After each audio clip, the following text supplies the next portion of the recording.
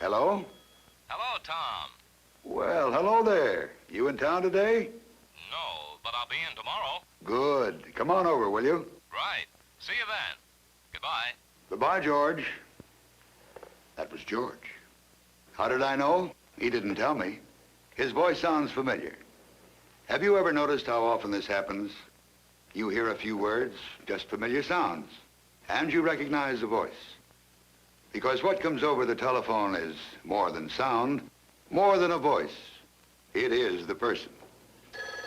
Oh, listen. See if this person sounds familiar to you. Hello?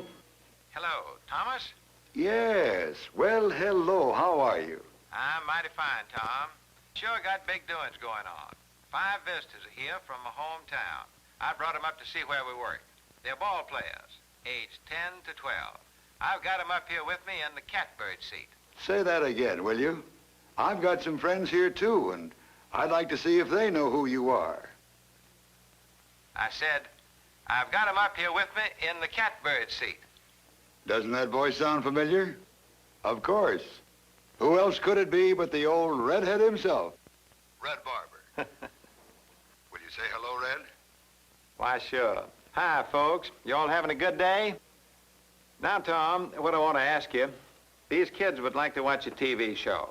They've seen you so often that they'd feel right at home with you. Could you get them in the studio? You bet I could. Bring them over here later on. And thanks, Red. You just proved again what I've been talking about. How a whole personality travels over the telephone wire. Did the folks recognize my voice? Absolutely. That's good. So long, Tom. We'll see you. Goodbye, Red. Well, fellas, it's all set. Thank you, Mr. Barber. We'll go right down there after the game. Hello? Hello? May I speak to... Oh, it is you, isn't it, Red? Sure thing. How are you, anyway? My goodness, I haven't seen you since that Sunday night you tried so hard to disguise your voice. Thought you had us there, didn't you? You couldn't quite get away with it. Well, not for long.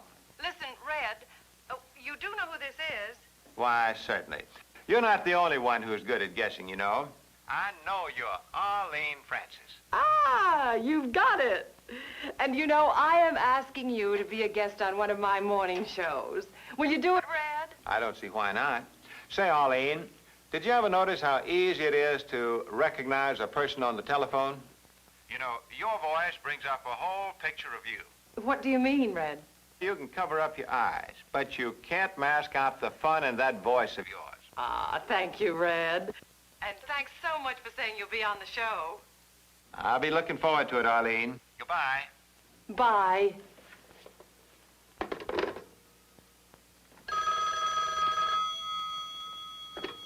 Hello? Hello, Arlene. This is, Hello, Arlene. You know who this is? Oh, that voice sounds familiar. Wait a minute, Arlene. There's someone on this wire. Someone, it's me. That means trouble for you, chum. Arlene, don't let that fierce tone frighten you. Don't worry, Red Riding Hood. It isn't Grandma. It's the wolf, all right.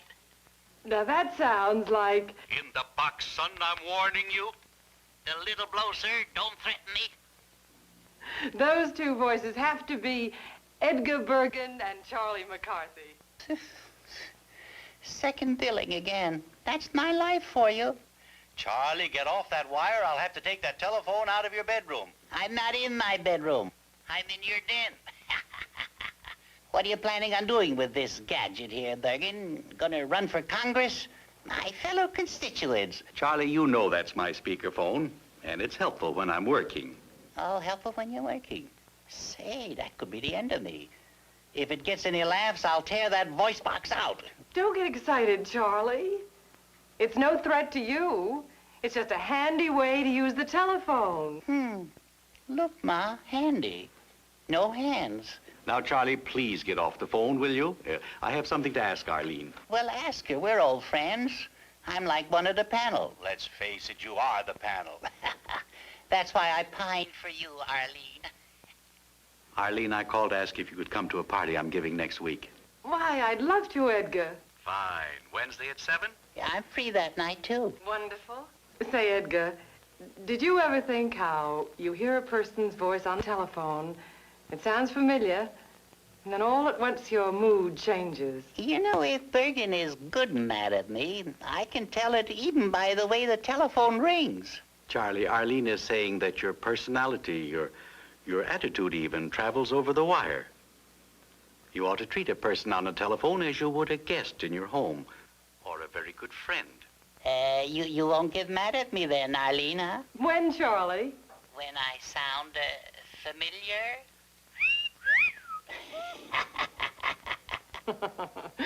You're not really a bad wolf, Charlie. You're just sort of pesky and lovable like a woodchuck. Goodbye, you two. Goodbye, Arlene. Goodbye, Arlene. Oh, Suzanne, Suzanne, Suzanne, Suzanne.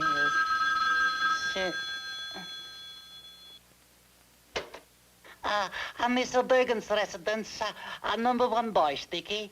Was is los? Don't try to fool me. I know that voice. It's surely Charlie. Well, then it's surely Shirley. Don't tell me I can't recognize a familiar voice when I hear it. Did you know it can work that way, Tom? Know it? That's just what I've been saying. Hello, hello. All right, who's that character? It's Bergen, of course. How are you, Edgar? Oh, it's you, Tom. Fine. Hey, what are you and Charlie talking about? How you recognize people on the telephone from the familiar sound of their voices. The way I recognized you. And you, Charlie. Even though it wasn't really you, I heard talking. Whatever do you mean? You make me sound like a dummy that can't say a word. Oh, no, Charlie. Everyone knows you're a personality. I mean that what I hear is not your voice, but your voice reproduced by the phone. You know how a telephone instrument works, don't you? Yes, I do, as a matter of fact. You talk into the little holes here that strains the lumps out of your voice. And now this gizmo we call a sender outer. Transmitter.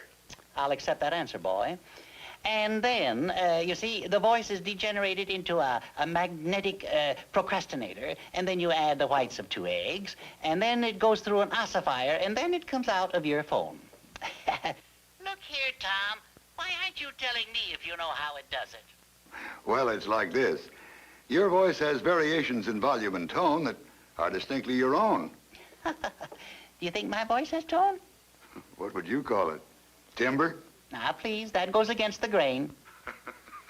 Well, each person's voice takes on its own pattern of high and low tones, loudness and softness, shrill tones or mellow ones. A pattern characteristic of you. You can see how complex it is on a device we call an oscilloscope. Ah looks different from ah, a. The pattern on the oscilloscope is made electronically.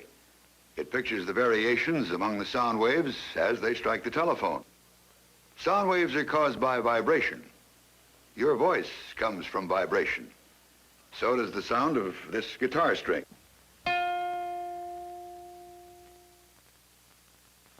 You can't see sound waves, but we know what they are like. Sound waves are waves of pressure traveling through the air. They occur this way. The air around the string is composed of tiny molecules. As the string moves, it pushes some of the molecules of air aside. These molecules, in turn, push other molecules. And the motion proceeds from molecule to molecule in waves of pressure that travel outward from the string as long as it vibrates. If the string moves out far, the sound is loud. If the string moves less, the sound is soft. If the vibration is slow, as when the string is not so tight, the sound is low in pitch. If the vibration is fast, as when the string is tighter, the sound is high. The sounds of your voice are produced by the vocal cords in the throat, which also vibrate. Differences in vibration and breathing produce different kinds of sound waves, which take on still other differences as the sound waves bounce around in the air passages and are formed into words. When the sound waves come out of the mouth, they have a complex pattern as individual as a fingerprint, a sound pattern that is your voice. My. Bergen, don't go throwing those sound patterns around. Your personality rides on the sound waves your voice produces. Boy, what a tailwind. The sound waves enter the telephone mouthpiece, carrying your personality with them. Whoops! Whoa! I'm a goner. Get me out of there. Inside the telephone, the sound waves, carrying the sound pattern of your voice, strike against a thin metal disc or diaphragm. The sound waves push the diaphragm forward and release it again in a pattern of movement unbelievably slight. Yet this pattern of movement still conforms to the pattern of your voice. Behind the center of the diaphragm is a tiny package of carbon grains. When a sound wave strikes the diaphragm, it sends a wave of pressure through the carbon grains. Inside the telephone also, there is electricity flowing along a wire. This electricity must flow through the carbon grains, which resist its flow. When the pressure on the carbon grains is increased, their resistance is less, and more electricity gets through. When the pressure on the carbon grains is decreased, their resistance is greater, and less electricity gets through. The pressure on the carbon grains is regulated by the pressure of the metal diaphragm, which in turn is regulated by the pattern of sound waves. So, the electricity takes on a pattern of strength and weakness that is like the pattern of the sound waves. In other words, your personality, riding on all the varieties of sounds that make your voice personally yours, enters the transmitter. And there the sound waves of your voice set up a pattern of strength and weakness in the electric current. The variations in electric current carry the pattern of your voice along the wire. The pattern of your voice may go across the street, across the town, or anywhere beyond. It goes through central offices, where it is directed by switches to any one of millions of telephone lines. For long distances, the pattern of your voice may travel through cables or by microwave radio, strengthened at intervals by amplifiers along the way. In short, the sound pattern of your voice rides on the electrical signals all the way to the telephone receiver at the other end of the line. Inside the receiver is another diaphragm. This diaphragm is moved back and forth by the action of two magnets. One is a permanent magnet. The other is an electromagnet. The permanent magnet by itself would exert a constant pull on the diaphragm. The electromagnet regulates this pull according to the electric current flowing through its windings, and thus it controls the movement of the diaphragm. Now, along the wire comes the electric current, which is taken on the varying pattern of your voice. In the receiver, this current passes through the windings of the electromagnet and causes the diaphragm to move according to the pattern set up by your voice. As it moves in and out, the diaphragm sets up new sound waves that are like the ones your voice sent into the transmitter. These sound waves reproduce your voice and your personality. There she blows. Folks, it's all done with wires. Well, you don't have to shout, Charlie. The more pleasant and charming your voice is when you send it into the transmitter, the more pleasant and charming it is when it reaches someone's ear. Quite a voice thrower, the telephone, eh? The telephone is a remarkable instrument, but it speaks only when and what you speak into it. No back talk, eh? You see, Charlie, how your personality travels over the wire? When you're speaking on the phone, put a smile in your voice. You mean make it sort of phonogenic? Yes. Oh, Tom, the light's flashing on my other line here. Will you hold on while I see who it is? Hello? Hello. Who's there? Just me, it looks like. Who is this? Uncle Mo? Uncle Mo, he ain't here no more. He got himself shot out of a cannon at the fair, and we ain't heard from him since. Oh, this is Mort. Mortimer. Well, where in the world are you? And why does your voice sound so strange? Oh, I don't know. I was just looking around, and this old-fashioned phone made me feel kind of homesick. So I just sat down for a spell. I forget now just where I am. I kind of like these old telephones with the crank on them. You know, the new ones all got self-starters. Hold on, Mortimer. Tom? Yeah, it's Mortimer. He's lost. Someplace where there's one of those old crank-type telephones. Golly. Well, good heavens, I think I hear him. He must be right behind me in that display of early telephones. How do you suppose he got there? I wouldn't know. But Mortimer can get into trouble almost anywhere. Well, keep him on your wire while I go see about him. I'll hang up on this line. Hello, Mortimer. Are you still there? Bill. Well, we'll just be patient for a moment. Edgar, he's here, right where I thought. Oh, good. Say, Tom, but what happened to your voice? I'm using this early telephone we hooked up for the show. It's almost 50 years old. Did you hear how different my voice sounds, how much less of my personality comes across? Oh, does my personality come across over the telephone? Well, not so much over that one, no. It would come across much better over a modern instrument. Oh, golly, I ain't the modern type.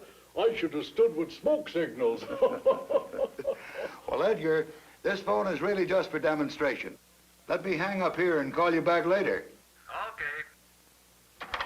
You know, unlike Mortimer, most of us find the improvements in the telephone instrument over the years a great advantage. Since Alexander Graham Bell invented the telephone, both the transmitter and the receiver have been redesigned many times by Bell Telephone Laboratories engineers. They have made the instrument lighter in weight, easier to handle, and more pleasant to use. They have found ways to make your voice over the telephone sound more natural. And all this, along with a great improvement in telephone lines, makes the modern telephone an instrument capable of transmitting and reproducing a voice that sounds just like you, the personality that is you. Of course, so responsive an instrument has to be quite complex inside. In the unit that holds the transmitter and the receiver, there are 84 tiny parts. And in the base of the telephone, there are 408 parts. And each one of these parts contributes to the fidelity with which the telephone transmits your voice. Still complex, responsive, precise, and handsome as it is, the telephone wouldn't do you or me much good if it cost so much that only a few people could have one. To be of real telephone service, the instrument has to be produced on a mass scale. From the color that goes into the plastics which house the mechanism to the preparation of the tiniest parts inside, each step in the process is subject to strict control. And each step is performed by a person trained to do exacting work by mass production methods. Turn out one perfect part to do one thing right.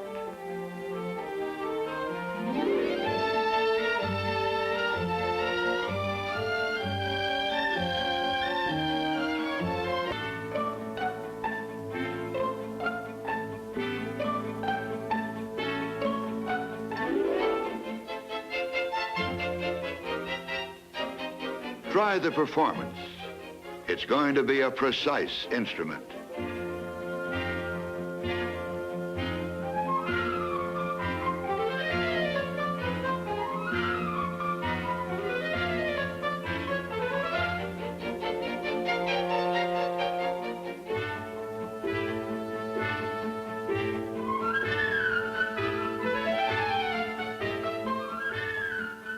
test. It's going to be a sensitive mechanism. Do each job with precision, with care for detail, with concern, with knowledge, with skill, with the pride of the craftsman, with the joy of competence, and the satisfaction of working with others at this big job of producing thousands of sensitive, accurate instruments.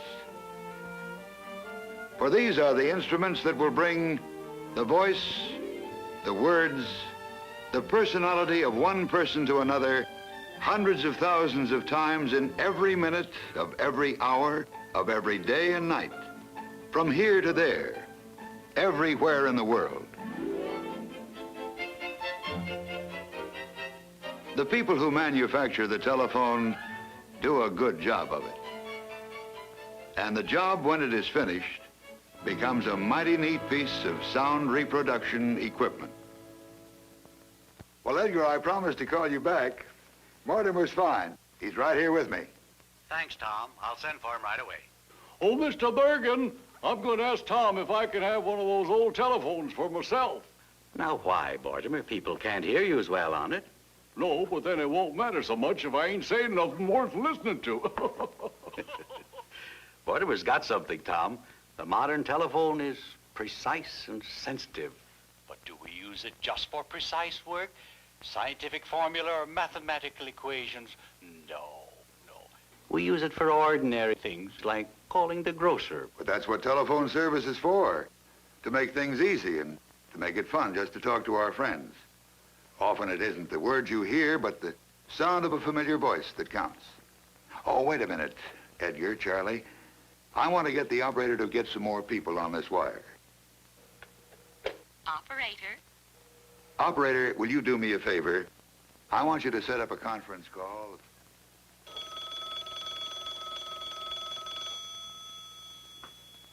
You pick up the receiver, and what comes over the wire? Sound. Familiar sounds.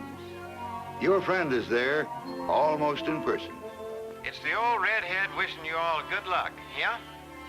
The lights grow bright. A welcome guest arrives.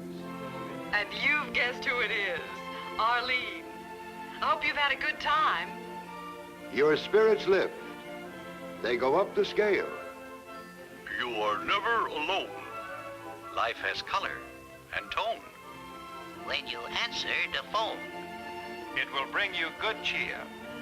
If the word that you hear or the voice in your ear sounds familiar,